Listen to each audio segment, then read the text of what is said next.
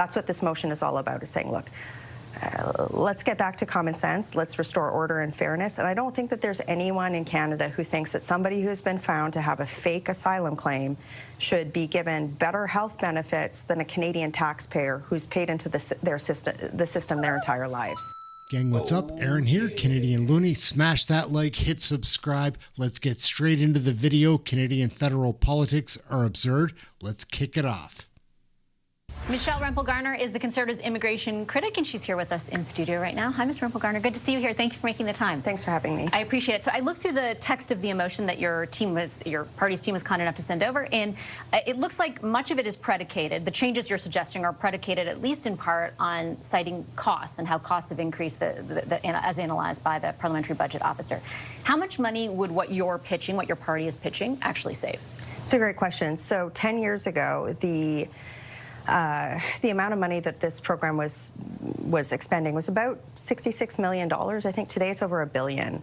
And so we're hoping to get back down into the territory where the program is focused on the people it was originally supposed to help, which is people who are fleeing war zones, not the people that we've seen illegally cross the border, claim asylum, and jack up those costs over 1,000% to over $1 billion. We've heard a lot of experts and folks talk about how the fact that this program, being as generous as it is, it's providing benefits that many Canadians don't have access to, like vision care, physiotherapy, that might actually be a draw for false asylum claims. So by saying, hey, you know, especially for false asylum claimants, people who have had their asylum claims rejected, non-citizens, we shouldn't be offering anything beyond basic emergency life-saving care. That might actually probably will reduce the burden, and it will get back down to a much more manageable level. Do you know that it will? I listened carefully to how you were describing it in the House, right? The idea being put forth, and just in that video as well, that it's kind of bogus claimants that are driving up the cost. Do you know for a fact that that is what's driving up the cost? Oh, because when I looked through the PBO's report, he isolated, for example, the amount of time it takes for someone to get through the system, even through the appeals process. That has increased very much, and the sheer number of people who are making those claims. Like, it's a combination of both, according to his analysis. We do know that there's a lot of bogus asylum claims. We've seen today, for example, there was a big report that came out from a very reputable institute in Canada that talked about how the government has actually put forward a list of countries, many of whom are hostile to Canada. They're just rubber stamping approvals.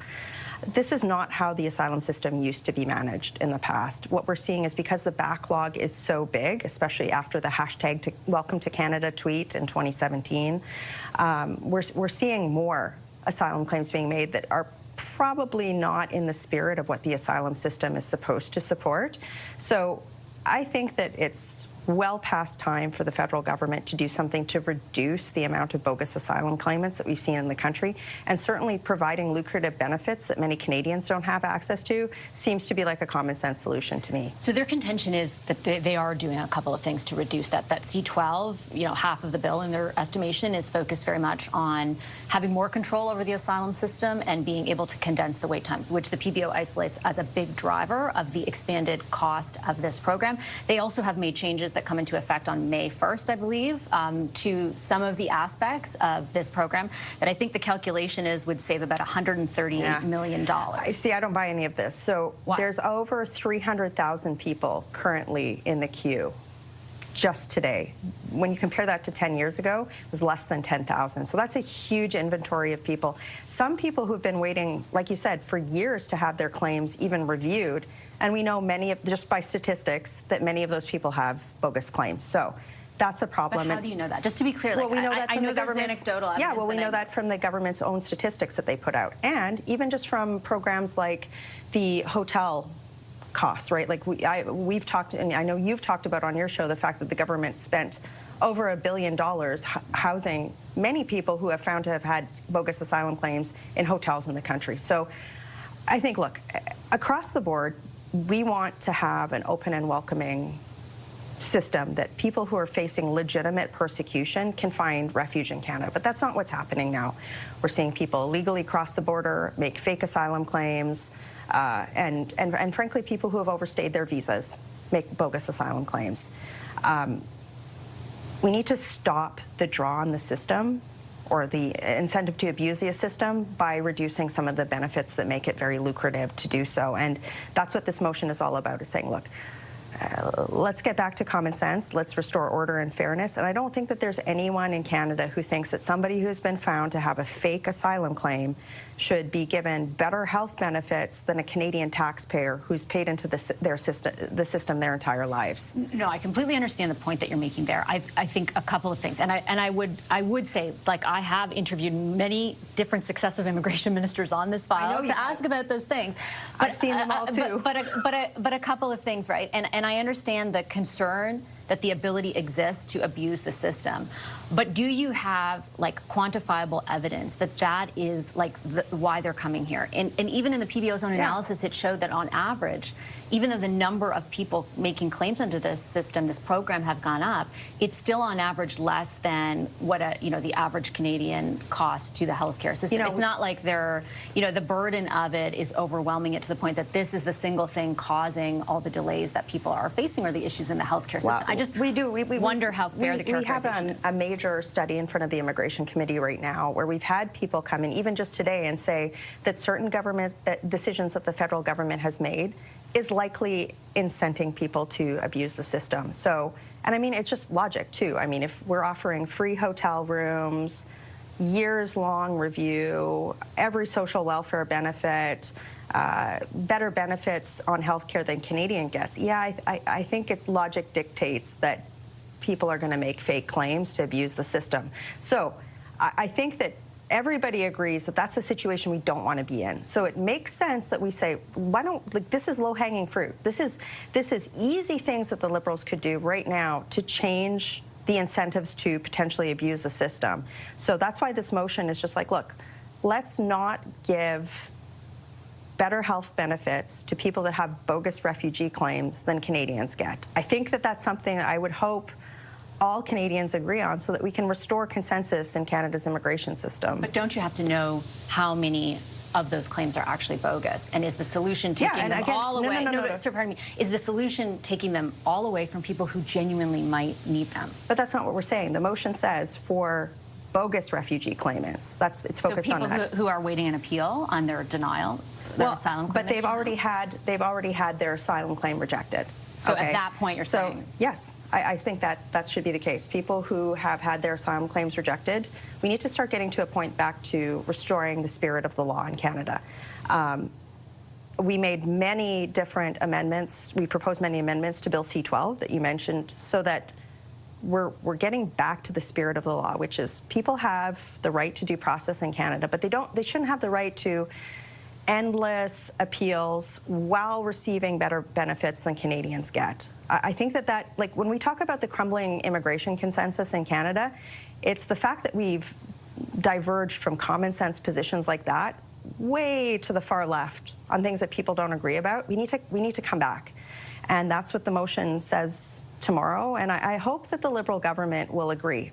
I don't have a lot of hope based on what I saw in question period today. It was very disjointed, all over the place, but I want to see that consensus that was across political stripe in Canada, where we supported immigration, come back. But to do that, levels have to be set in accordance with Canada's capacity to integrate people, housing, jobs, healthcare.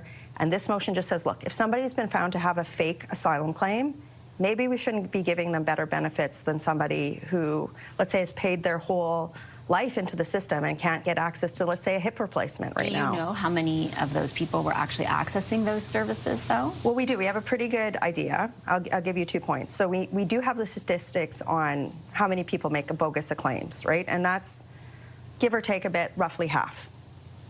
Then the PBO, the Parliamentary Budget Officer, when he was testifying before committee on how he made some of his assumptions, he was talking about the fact that the Liberals didn't really actually provide him with all of the data that he needed to make a true forward-looking projection, which I suspect is even worse than what's in there right now. So this is why Conservatives did the responsible thing, and we said, hey, can you please go back and get us this data? Unfortunately, the Liberals are filibustering that at committee right now. I take your point on that. The PBO, though, did acknowledge that he basically assumed about these escalating costs that asylum seeker levels levels would stay where they are, claimant levels would stay where they are. They're 80K less. They were 80K less in 2025 versus 2024. And he also didn't, I know you say you don't believe them, but these changes are supposed to come into effect May 1st, saving about $138 million on an annual basis. He also didn't calculate any of that. But let's, like, $138 million, a good chunk of that is going to go to bogus claimants. I think rather than setting up a bureaucracy to try and get 30% back, the taxpayer's still paying 70% of that.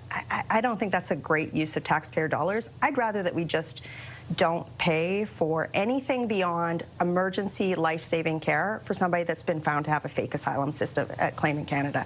The Liberals are talking about setting up, and I mean, you and I think we've talked about the fact that Liberals can't even get, you know, some of the expenditures from scammers during the pandemic back, right?